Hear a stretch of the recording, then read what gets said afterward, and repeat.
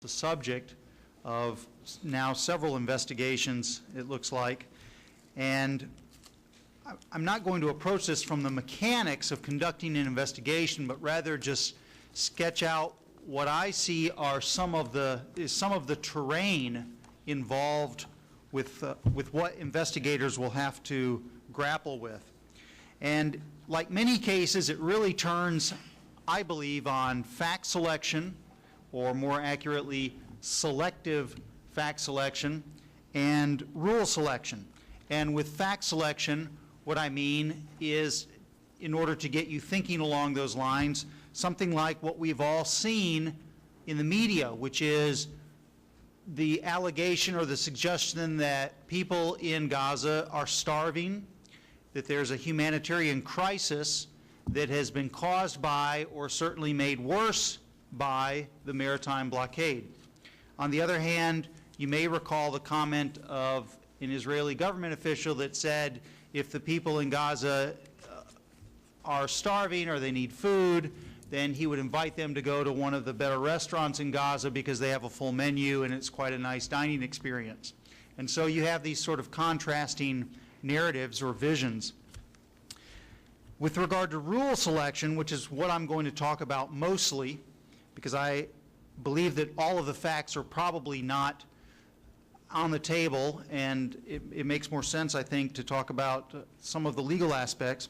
With regard to rule selection, I think the largest issue that should be examined is going to be this paradigm of looking at this case in terms of law of the sea versus law of armed conflict. And we see a conflict going on with the narratives sort of attaching themselves to one of these two paradigms. Now, even within each of these paradigms, if we can make it even more complex, there are battling narratives over which rule within the paradigm should be followed. And in sketching that out, I would say for the law of the sea, one of the principal, not the exclusive, but one of the principal issues has been the location of the interdiction, with the idea that we apply the law of the sea. We know the law of the sea has certain navigational regimes that permit activity by either the international community, foreign flagged vessels, or coastal states within those areas, the territorial sea, the exclusive economic zone, or the high seas, and that this action has to be looked at within the context of those regimes that are embedded in the law of the sea. With regard to the law of armed conflict and the law of blockade, which is a subset of the law of naval warfare, really one of the principal narrative disagreements is whether the law of blockade applies in this instance. And in order to deal with that issue, there's a desire to define the conflict as either an international armed conflict or a non-international armed conflict, sort of bringing in the Geneva laws. And again, with the paradigms, each of these paradigms having two separate rule sets in some situations. So in dealing with the law of the sea first, I would say that the law of the sea is embodied in the UN Convention on the Law of the Sea. And neither Israel nor Turkey are a party to the Law of the Sea Convention. Nonetheless, I believe that most countries, including these two, would accept the Law of the Sea Convention as reflective, for the most part, of customary international law and binding on all nations. So that's not really an issue as to whether it applies, even though neither is a party to the convention. Now, the Law of the Sea Convention protects maritime mobility generally. In other words, it's a framework for a liberal order of the oceans going back hundreds of years, in which the right of all countries to use the global commons, especially the oceans, is protected, and it cannot be appropriated by any single nation. As a consequence, in Article 87, freedom of navigation and other internationally lawful uses of the sea is protected by all states. And associated with this is that each vessel is under the, quote, exclusive flag state jurisdiction, end quote, of the registrant state, so that foreign states are not at liberty then to, for the most part, to interfere with the transit of a vessel from another state. Now, there are some limitations to this liberal order of the oceans, and I'll mention just a couple of them real quickly. The first, of course, is prescriptive and enforcement jurisdiction for certain offenses that have universal jurisdiction, or crimes of universal jurisdiction, such as piracy or slave trafficking, so that one state could, in fact, assert jurisdiction over a vessel that's registered in another state in these narrow circumstances. There's also, of course, the territorial sea, where the coastal state has a heightened sense of, or actually a heightened actual ability to prescribe and enforce rules on foreign flag vessels, even though it's an area of shared domain, in effect, in that foreign flag vessels still have some right in most circumstances of innocent passage. Then the coastal states can also impose conditions of port entry, which are nearly absolute, in which a coastal state could say, if you want to come into my port, you've got to comply with whatever rules that I prescribed. I want you to paint your ship pink. And therefore, you would have to comply with that. And then finally, one of the more that is somewhat amorphous is the peaceful purposes provision of the law of the sea convention, which you might be tempted to invoke in the case of the Israeli boarding of the Mavi Marmara, because the law of the sea convention says that the seas are reserved for peaceful purposes. And we look at peaceful purposes within the contours of Article 2.4. And so we find, almost inadvertently, that we have now begun to mix the law of the sea paradigm with the law of armed conflict. And then the question arises, well, is the law of the sea really displaced in this circumstance? If we're going to look at the law of armed conflict, and really we must, because the law of armed conflict governs, that is, the law of naval warfare is a subset of the law of armed conflict, and blockade is part of the law of naval warfare. These two bodies of law have been developed separately, but they're really intertwined. And there's a desire to find out, well, where does one end and the other begin? I would suggest that it's really an impossible line drawing exercise. The law of armed conflict is invoked or comes into play only along a continuum of violence. And this is sort of what the prize cases, the Supreme Court ruling in the 4 prize cases, which were all combined into one case in the U.S. Civil War, that at some point, at some unknown point, there is this threshold of violence at which we can start to apply the law of naval warfare. And that doesn't mean that we totally then dispense with the law of the sea, but I would say that it's sort of a shared relationship in which one becomes, the law of naval warfare becomes more popular, or more authoritative rather, and the law of the sea somewhat diminishes, although is not completely replaced. Now, as a result of this sort of continuum of violence, increasing the authority of the law of naval warfare and decreasing the authority of the law of the sea, the aggressor can hide from or benefit from or manipulate this system. And so in doing so, the aggressor hopes to initiate force or use aggression, but at an area or at a limit that is lower than what would be required for the complete set of the law of naval warfare. That's a toolkit that's effective, that allows the defending states to effectively repulse or repel that use of force.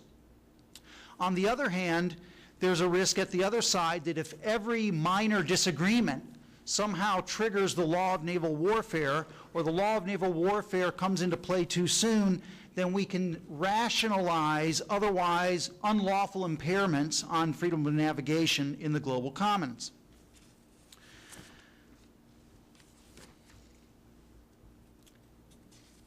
I'm going to skip some of the material and go to another one of these sort of dueling paradigms within the law of the sea, and that's this interdiction that occurred on the high seas. And this leverages the law of the sea narrative.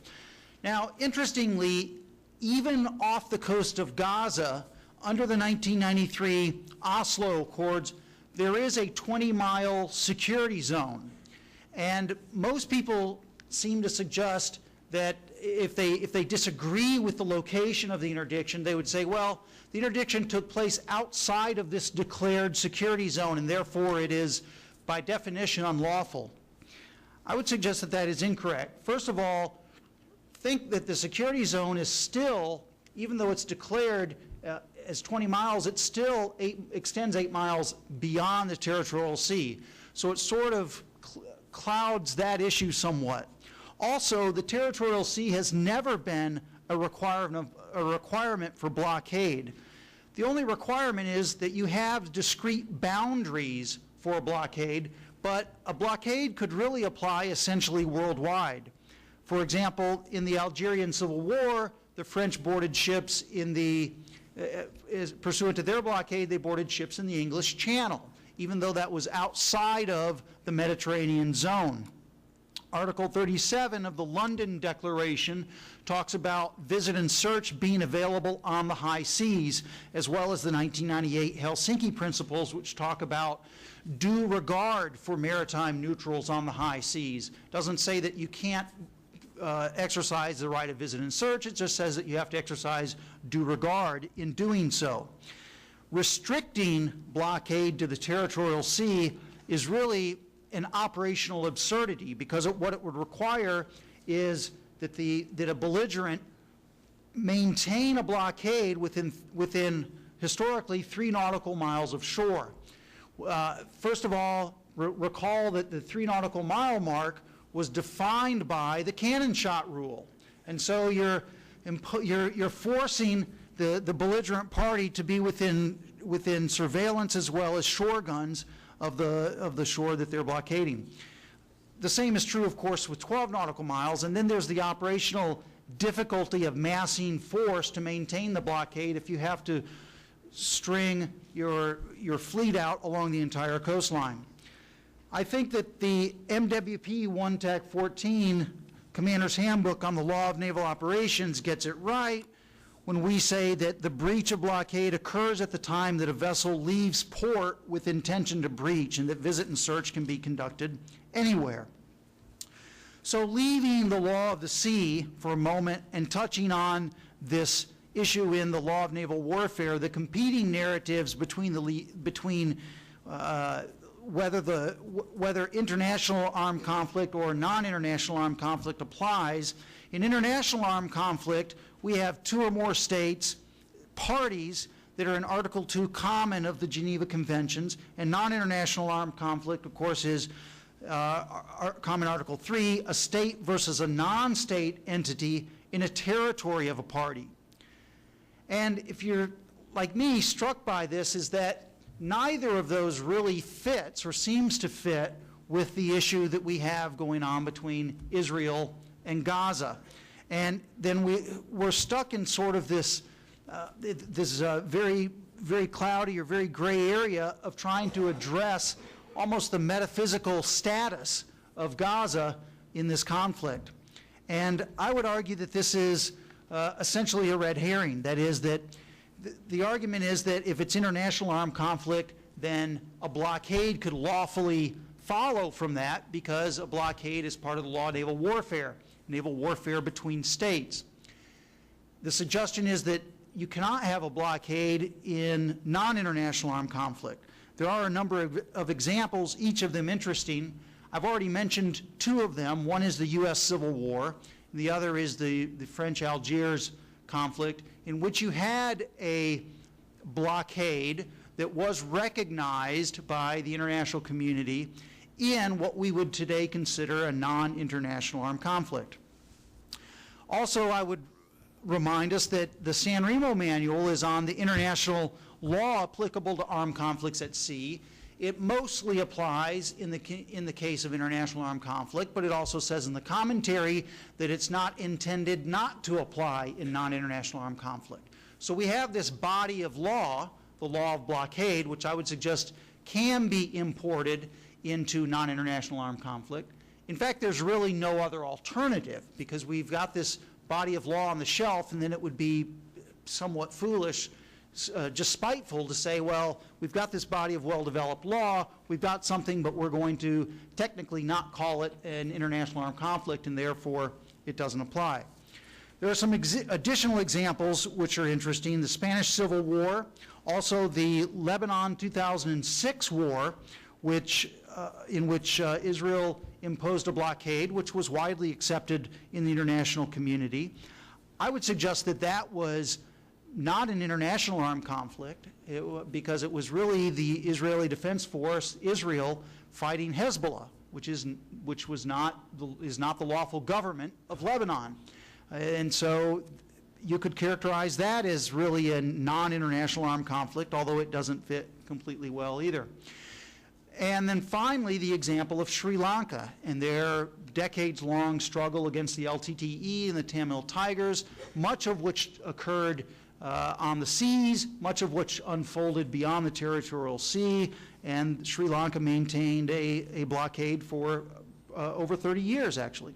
So in conclusion, where does this get us? Well, some would suggest a position that I don't accept, but some would suggest that, okay, if we accept that it's not an international armed conflict, we'll give sort of the default position, which is the conflict is a non-international armed conflict. We will still then apply the law of blockade. And what does that do? The U.S. Supreme Court in the prize cases, as well as the European position in the U.S. Civil War, is that we recognize the blockade of the Union, but as a result, we will now recognize the Confederacy, or in this case, Gaza, Hamas, as a lawful belligerent. And apparently Israel has been reluctant to do so, to afford that sort of belligerent status to Hamas. I'm not sure that it makes much difference. I don't know all that much of what Hamas would get, since their MO is essentially violations of the law of armed conflict. So they wouldn't have, although they would gain some for example, maybe prisoner of war status, they still could be tried for war crimes in virtually all of the conduct of their military activities. But it's something that's open to debate. I don't necessarily think that it follows that they would be a lawful belligerent, but I'm not sure that it's such a bad thing in any event. Ultimately, this is the application of the law of naval warfare in an irregular or a hybrid conflict. It's not the first occasion, it's not even the first contemporary occasion that we've had an opportunity to do this. And ultimately, I think we have to look at this and remember that the law of naval warfare is designed to apportion rights among belligerents and neutrals. And in this case, there's almost this sort of humanitarian undercurrent that has come through in which the analysis is sort of how are we going to protect Gaza as a belligerent. And I would suggest that that's just sort of resetting the table in a way that the law of naval warfare was not originally designed. Thank you. James, thank you. That is a perfect example of the challenges that we face, a current issue where these challenges will be trotted out, in that we not only have to establish what the rule set that's applicable is, but also the mechanisms then to investigate that rule set, whose interpretation of that rule set, etc. And I'm sure this matter will come up for discussion. We now have until 10:55 for questions and discussion. I would like to emphasise again, please, that if you have a comment to make, followed by a question. Could you please keep your comment brief, any longer than 1 minute, and Bruce will come out. And then follow on with your question. And please, when you begin with your question, could you introduce yourself for the panel? Thank you. First questions?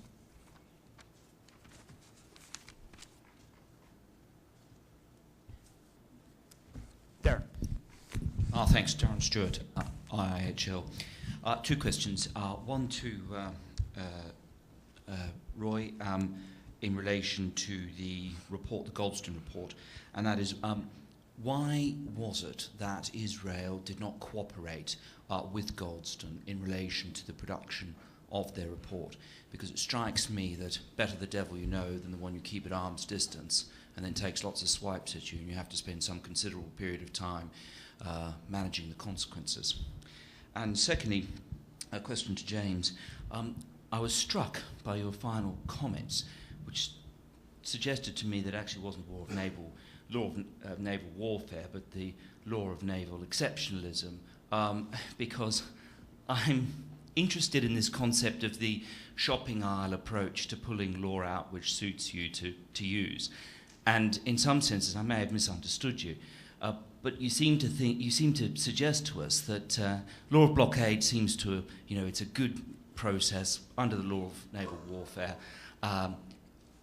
It's an appropriate structure to deal with the scenario that exists with respect to Israel and Gaza, whether you call it a NIAC or otherwise. I'm not entirely sure even Israel would like to call it a NIAC. They probably prefer to have some other form of nomenclature to discuss it. But if that seems to be the approach, and you say that it's a body of law that seems to fit well to the scenario or the circumstances, and we therefore apply it even if it may not apply strictly de jure because it's not an international armed conflict, then perhaps you'd prepare to explain why it is that the US was not prepared to accept a body of law that is the law of non-international armed conflict with respect to the global war on terrorism. It strikes me that there seems to be some selectiveness in terms of looking at the types and bodies of law that you want to grab off the shelf to apply because A, it meets your view of what the circumstances are, and B, it suits your purposes. And perhaps I've misunderstood you there, but I'd be interested in your comments.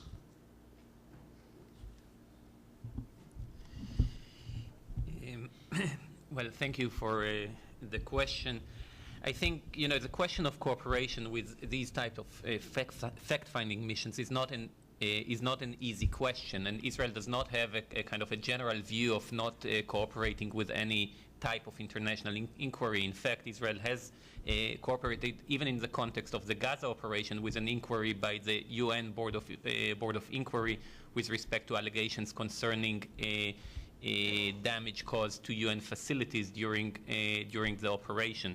The problem with the Human Rights Council, and I think it's a general problem, not just with the issue of the fact-finding mission, is that the Human Rights Council is a body that is obsessively focused with Israel, which is, I think, it's not an even-handed body. It's a body that consistently directs criticism and its attention to Israeli practices.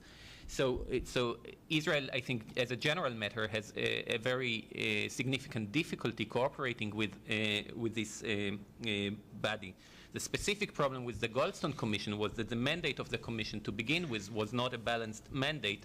The members that were appointed to the Commission have expressed their views prior to their appointment already with respect to what they think the legal characterization of what Israel has done in Gaza would be, to the extent that the criticism of that aspect led now the Human Rights Council in the next commission that they are now seeking to appoint. In fact, it became very popular. I think we are now having three various commissions that are focused on Israel, including the one that is focused on the flotilla that was appointed 2 days after the event when the facts were not clear. And I think all of these practices do demonstrate the kind of attitude that the Human Rights Council has towards Israel. But in the following, in the context of these new commissions that are appointed. Now the Human Rights Commissioner made it a point to say that they will not appoint now people that have already expressed their views with respect to the conclusion of the investigation, which I think kind of highlights that, you know, even in the Human Rights Council they have some lessons learned from the Goldstone experience. So the concern was that by participating, Israel will give some legitimacy to this process that was clearly a political process to begin with, and so that led the government to decide not to cooperate. I do want to say that, you know, now in retrospect, when we look at the consequences of this of the Goldstone report, we certainly have thoughts about whether or not this was you know, it's a choice between two very bad options, and it's not a choice that is easy to make. But certainly the results of not cooperating was also not great, and so I certainly think that there is room to think more about these issues the next time they come up. Thank you. Sure. Thank you for the question. I think there are similarities between historical cases and the case at hand. As I said, I'm not convinced, or I guess it's my thinking is incomplete as to whether Hamas ought to be considered a belligerent in this conflict, but there is precedent for doing so. As I said, in the U.S. Civil War, it was the Union that enacted a blockade against the Confederacy. The Union maintained that the Confederacy was not a country, but rather this was an insurrection, and European powers, primarily Britain, disagreed with this and said, look, you can't have it both ways. Either this is an armed conflict in which you're entitled to have a blockade, or it's not. The U.S. Supreme Court essentially agreed with the British reasoning in that.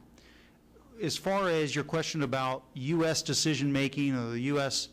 thoughts on the war on terror and whether that's a non-international armed conflict, I'm not the best person. I mean, I think there are better people here that can probably comment on that and shed some light.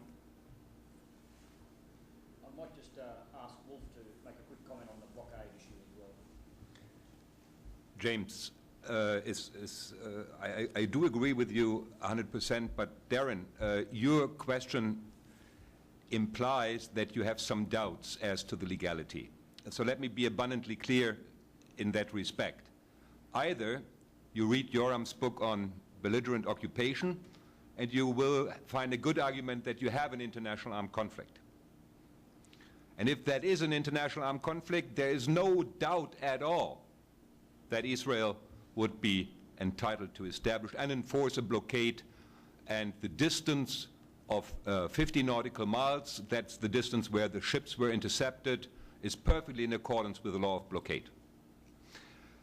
Now, if you say, no, this is not an international armed conflict, but only a non-international armed conflict, of course you cannot easily say everything that fits in a non-international armed conflict will be borrowed from the law of international armed conflict, so I simply introduced that. However, the establishment of a blockade, and we discussed it with Roy and others, with Yoram, that is at least an implicit recognition of belligerency, but be careful now, in the naval context, and I may add, which is also important, with a view to governmental authority, because you are interfering with third states' shipping. So you cannot say that by the recognition of belligerency and by introducing the law of blockade into the realm of non-international armed conflict, the non-state actor would be entitled to establish and enforce a blockade. Because so far, the principle of equal application of the law of armed conflict does, of course, not apply. If authority is exercised beyond the territory, then that must by nature be governmental authority. So even if you doubt the international character of the conflict, Israel would still, under the law of non-international armed conflict, together with an implicit recognition of belligerency, be entitled to establish and enforce the blockade in the Mediterranean Sea. And that's the positivist answer to your question.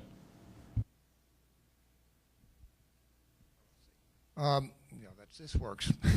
I'm John Murphy, professor of law at Villanova University. And as everyone in this room knows, I'm sure, a significant step was taken yesterday by President Obama with respect to Afghanistan. And things are not going well in Afghanistan, it is fair to say, for the U.S. and the coalition forces. One of the areas where it's not going well at all, it seems to me, is in the so-called battle for hearts and minds, or I like to put it, propaganda struggle.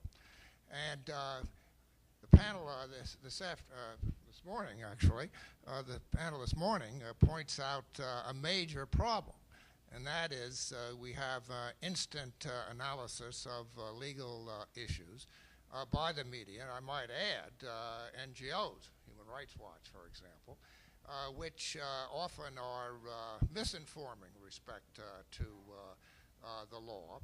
And situation, one of the things that struck me, frankly, is with respect to drones, is that perhaps the best argument against using drones is that every time one is used, or when they're used, you have more recruits for Al-Qaeda and the Taliban.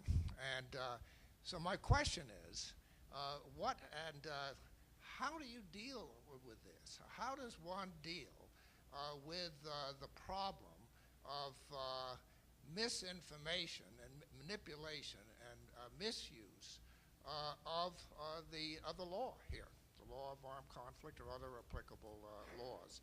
And it seems to me that this is a crucial issue, and it's not just in Afghanistan that it's a problem, but I've heard during this wonderful conference no addressing of that issue, or certainly no proposals to deal effectively with it. Thanks for the question, Professor. I'll give each panellist in turn an opportunity to quickly respond to that. Wolff? It starts with a very simple thing. Let me call it consistency. What do I mean? Especially with a view to Afghanistan, there should have been a consistent position by the Allies as to the character of the situation, as to the legality of the means, etc., etc., etc. And I may add that, for example, the German government was for a long time everything but consistent as to the qualification and characterization of the conflict. In other words, by maintaining that Afghanistan was only a stabilization operation and certainly not a war, they themselves contributed to legal unclarity and opened lawfare vulnerabilities vis-à-vis the enemy.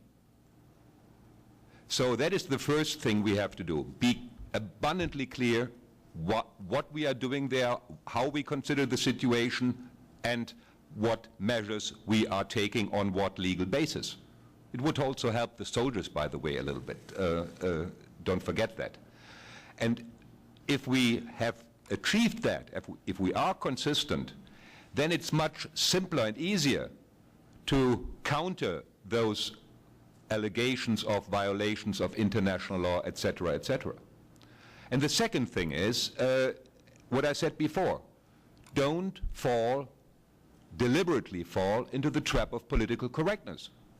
If you are only trying to satisfy political correctness, you will always lose that battle, because you will, of course, then measure it by those yardsticks and not by the yardsticks that apply, and that is the law of armed conflict.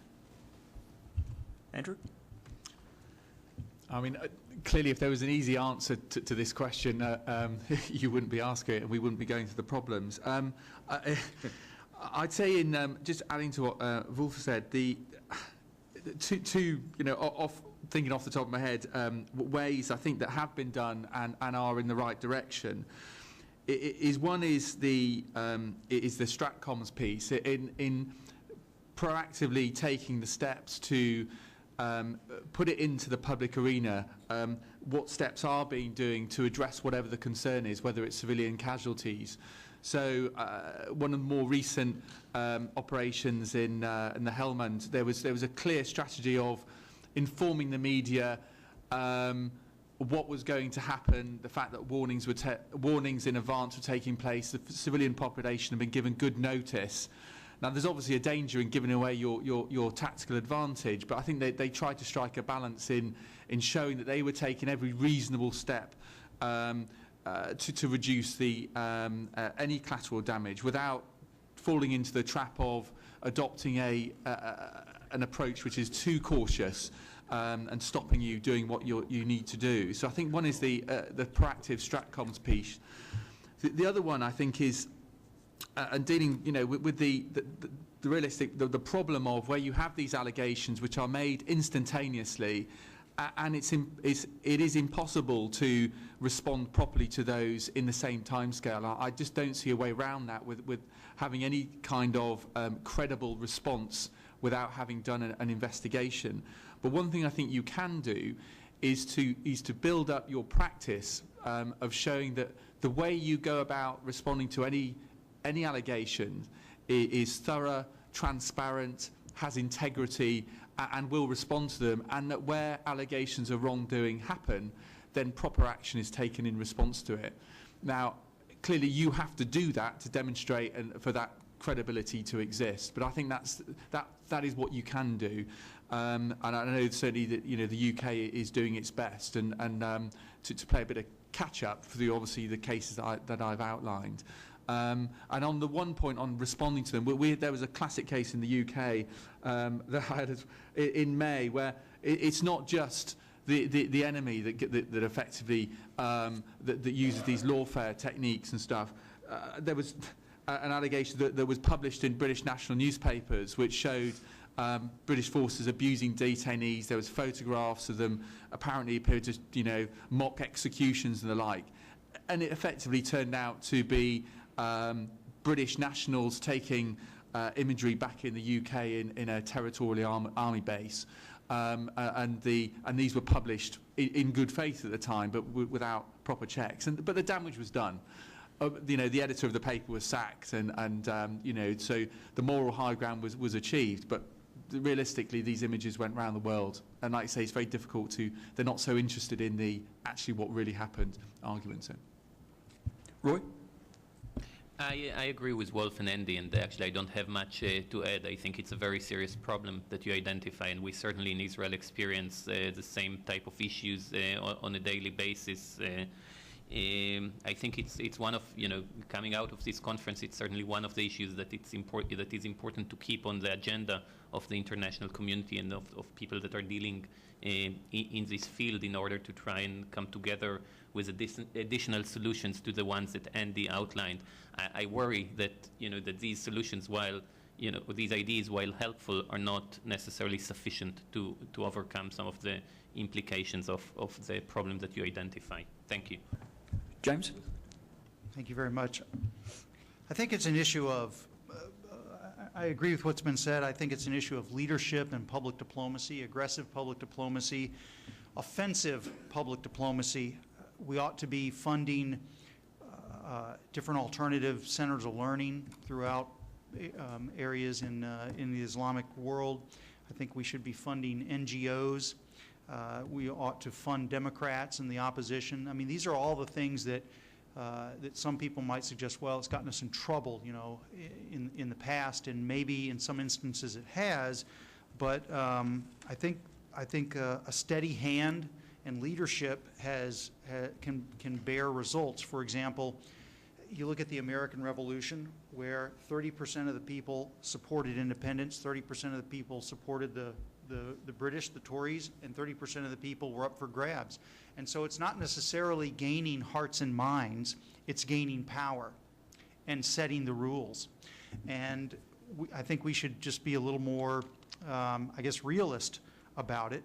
And one example that I'll give is this, the war in Central America, or the wars in Central America throughout the 1980s, in which the administration actually maintained a fairly effective hand, although sometimes stymied by Congress, but nonetheless maintained a fairly aggressive and effective hand and won those insurgencies, which were being fueled by Nicaragua.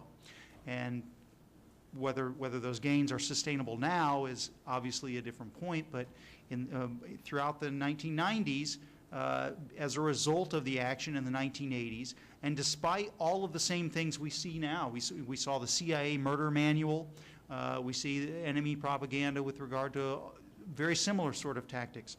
So what I would do in some of these instances, I mean, rather than just chasing your tail at every allegation, is I would do kind of the Rahm Emanuel and Joe Sestak issue, which is we've looked into it and there's nothing to it, and we're confident that all the decisions were made correctly, if indeed that's the case. But I wouldn't go through this sort of grueling public disclosure and angst and you know, interviewing and all of this stuff for every allegation. I would just dismiss it and say we've looked into it and we're okay with it, if indeed that's the case. Or if there is an issue, then say we've looked into it and we're taking appropriate action and it's X or Y. But I wouldn't just belabor it. And I think that sometimes we just sort of go through this self-flagellation for so long that it's counterproductive. And it encourages kind of future attempts to fish for us to get engaged again. I have the three next questions lined up. So first of all, just behind Professor Murphy. You had a question, sir? I think your hand was up. Yeah. It's more a comment in relation to the role of litigation. First of all, I think we should remember the position taken by many Western states with regard to Darfur, with regard to Sri Lanka. Those cases, we think, of course, they should be investigations. So there is a danger of an appearance of double standards in objecting to being required to investigate the behavior of Western forces. Now, none of the panelists have for a second suggested that none of these cases should be brought. I think it's really important that the message that goes out from this shouldn't be how outrageous people bring cases. I think you need to recognize there are three potential players on, as it were, the other side. There's a belligerent opponent that may be manipulating the law. For example, it's been suggested that Hamas does. That is a political issue with legal ramifications. It is not itself a legal issue. Then you have got those lawyers who have got, say, a chip on their shoulder. It could be that they actually oppose the particular conflict, and you are never going to convert or appease them. Then there are those lawyers who are thinking they're maintaining the honesty of their own armed forces. If you simply take an attitude in which you express hostility to the bringing of cases, then you're forcing the lawyers who just want their own armed forces to be honest into the same category as those who've got an axe to grind. And I don't think that solves the problem. I better make it clear to those who don't already know. I have represented a very large number of Kurdish Turks in the European Court of Human Rights who were bringing complaints against the Turkish government, and I also did the opinion on the grant of legal aid in Al-Skaini.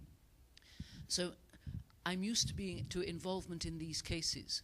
I think the ways in which you can actually improve things, one of the issues was raised yesterday, and some of them Andy's raised. One is the issue of process, showing that ahead of time you have got means for doing the best you can. I think the example that Roy gave in relation to the problems of interviewing, it's not only in occupied territory, whether in other territory. There were huge problems in southern Iraq. The Guardian, within 10 days, could get more information from people than the Royal Military Police could. I'm not suggesting the Royal Military Police were competent, but that wasn't their fault, that bit. And we had the same problem. I was involved in an NGO investigation in southern Lebanon, where the IDF cooperated with us. And there the problem was, on their own, not because there was any overt pressure. People said, no, there was never any hostile activity in our area, which meant you disbelieved the entirety of their evidence, and some of it may have been accurate. So there are huge problems of evidence gathering, and I'm not sure what some of the answers are. Disclosure, certainly the British government needs to get its act together. There needs to be greater clarity with regard to the standards that apply. On the issue of time, the British, by accident, in 1990 in the Gulf War, stumbled across a thing that seemed to work brilliantly. On a day when there was both a US strike in Baghdad and a British strike, and both of them had given rise to civilian casualties. The British one was the marketplace killing. The Americans were saying, no, we got nothing wrong, everything was fine, etc., etc. The British said, well, we certainly didn't intend to bomb the market. Something's clearly gone wrong. We'll investigate. Months and months later, I asked the then head of Army Legal Service whether anyone had come back to him to ask the result of the investigation. The answer was no. Say you'll investigate, it seems to work wonders.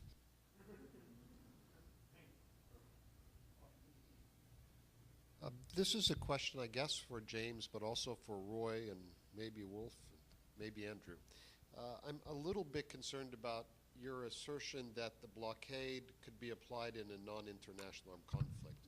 Let me state up front, I agree with Wolff. Absolutely, this is an international armed conflict. Obviously, blockade applies. Obviously, you can get aboard those ships in the high sea, et cetera, et cetera. But the reason I'm concerned is because I think you probably share my concern, I know Roy does, about the bleed over of human rights into armed conflict, as evidenced, for example, by the Alston report. And you probably share my concern about the bleed over of the rules of international armed conflict into non-international armed conflict, as evidenced by the ICRC customary international law study. Yet here we have a case where we are applying a concept that is classically international armed conflict historically to a NIAC because it benefits the good guys in this case. And I'm concerned about the precedent that would be set. And it seems to me that an easier, a cleaner approach would have been to say, which is what the Israelis have said, it's international armed conflict, we can mount a blockade, blah, blah, it's perfectly legal, and they would be correct.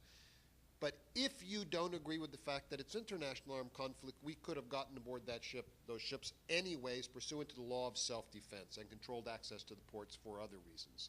I don't know why we're working so hard to fit the concept of blockade into NIAC when it seems to run against our general principles that we don't want human rights to bleed over, we don't want IAC to bleed into NIAC, and so forth. Jane? Thank you. Well, I mean, I'm not convinced that it's necessarily a NIAC. I mean, that's where the discussion is taking place, because that's what the criticism is that everybody would have to accept that if it is IAC, then there's no problem with the blockade, and therefore that's one of the competing narratives that I just sort of put on the table. And from my perspective, it's even if it is NIAC, then there's still ample precedent for it to apply. I would avoid this whole, as I said, I think it's almost metaphysical, the question of the status of Gaza. I mean, it doesn't really, to me, it doesn't fit in either of these two camps. And so I would just suggest that the law of naval warfare applies because there is a certain threshold level of violence, and I would just bypass the issue. Now, maybe that's anathema to a, to a LOAC expert to do so, but I mean, that's where I am right now. With the permission of my panel, we might end that question with that response, if Mike have it, just because we have time for one more question, and Tina was on the early list, and so I'll allow that question. I don't want to be the one to prevent an answer on the blockade. So I wanted to refer to the blockade myself from one point, just also linking it a bit to the issue of lawfare. I think one of the issues, and I think it was even raised here, is mixing between the humanitarian issue and the blockade as a means of warfare, a method of warfare, in preventing unhindered, unsupervised entry into the Gaza Strip that could lead to the introduction, of course, of weapons and such substances. And that is the rationale of the blockade. And what is done in the media, in the public opinion arena, is shifting it to a humanitarian issue of starvation, of preventing substances entering to Gaza, which has nothing to do with the blockade, because there's no port in Gaza. There was no direct entry of goods into Gaza anytime, even before the blockade, and also according to the agreements with the Palestinian Authority. And everything, all the substances that are necessary for Gaza are entered through Israel. Israel has not, through the internal crossing points, Israel has not prevented entry. On the contrary, it has. There's even a petition to the High Court of Justice. I mean, a decision by the High Court of Justice making the clarifying that as Israel or accepting the Israeli position that it must allow the entry or introduction of all humanitarian needs and foodstuffs, etc., and that is done on a regular basis. So that was not really the issue. And with regard to the flotilla itself, Israel also announced that it will bring whatever is on the boats and is not something that can be used as a weapon or military infrastructure, will be allowed entries through the Ashdod port, and which is very near Gaza. Yes, it's a half-an-hour drive into the Gaza Strip, so it was really not the issue. And that's, again, one of the mixtures that's been done, again, as part of a lawfare. And I think also when we talk about the legal points, I think it has to be separated. We're looking at the blockade from a military point of view, as a security-related measure, and it has nothing to do with starvation or siege or any such kinds of concepts.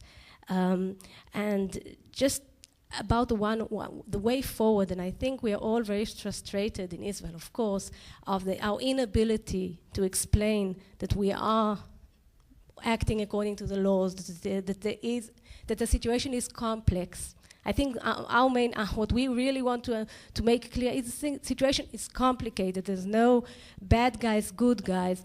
It is an armed conflict. Things sometimes go wrong. People are killed, and that's really the message. It's very difficult outside conferences like this. It's a very difficult message to make, and I think that part of what could maybe help is when these messages are made also by other countries and by other militaries, because the voices heard here by other military and by other legal experts are also not heard so much outside, and we are faced mainly with the other kinds of voices, the human rights kind of voices, and I think that when the case is made of the complexities of an armed conflict is made with a voice that is not the one of the country being attacked by lawfare, it is much more convincing than you're trying to explain that you are okay. So I think that's part of the way forward, in my view. Well, ladies and gentlemen, on that point, we shall have to wrap up and have the 5-minute changeover in order for Professor Dinstein's final address. All I could ask is that you join me in congratulating the panellists on a fine panel, which I think was very synthetical of the